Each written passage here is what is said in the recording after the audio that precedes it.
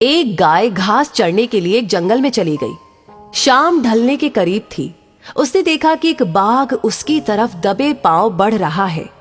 वो डर के मारे इधर उधर भागने लगी। वो बाघ भी उसके पीछे दौड़ने लगा।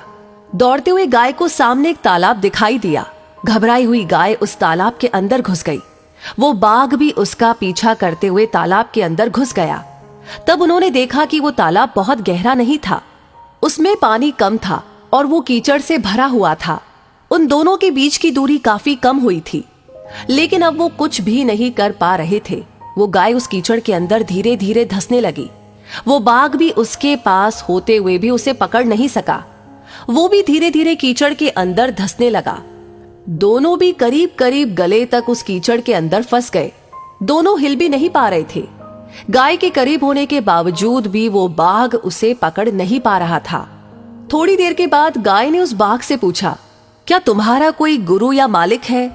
बाघ ने गुर्राते हुए कहा, मैं तो जंगल का राजा हूं, मेरा कोई मालिक नहीं, मैं खुद ही जंगल का मालिक हूं। गाय ने कहा, लेकिन तुम्हारी उस शक्ति का यहां पर क्या उपयोग है? उस बाघ ने कहा, तुम भी तो फंस गई हो और मरने के करीब हो, तुम्हारी भी तो हालत मेरी ही जैसी है। गाय ने मुस्कुराते हुए कहा, बिल्कुल नहीं, मेरा मालिक जब शाम को घर आएगा और मुझे वहां पर नहीं पाएगा तो वो ढूंढते हुए यहां पर जरूर आएगा और मुझे उस कीचड़ से निकालकर अपने घर ले जाएगा। तुम्हें कौन ले जाएगा? थोड़ी ही देर में सच में ही एक आदमी वहां पर आया और गाय को कीचड़ से निकालकर अपने घर ले गया। जाते समय गाय और उसका मालिक दोनों एक दूसरे की तरफ कृतज्ञता पूर्वक देख रहे थे। वे चाहते हुए भी उस बाघ को कीचड़ से नहीं निकाल सकते थे, क्योंकि उनकी जान के लिए वो खतरा था।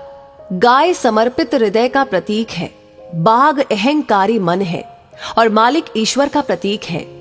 कीचड़ ये संसार है और ये संघर्ष अस्तित्व की लड़ाई है। किसी पर निर्भर नहीं होना अच्छी बात है, लेकिन मैं ही सब कुछ हूं, मुझे किसी के सहयोग की आवश्यकता नहीं है, यही अहंकार है और यहीं से विनाश का बीजारोपण हो जाता है। ईश्वर से बड़ा इस दुनिया में सच्चा हितैषी कोई नहीं होता, क्योंकि वही अनेकों रूप से हमारी रक्षा करता है।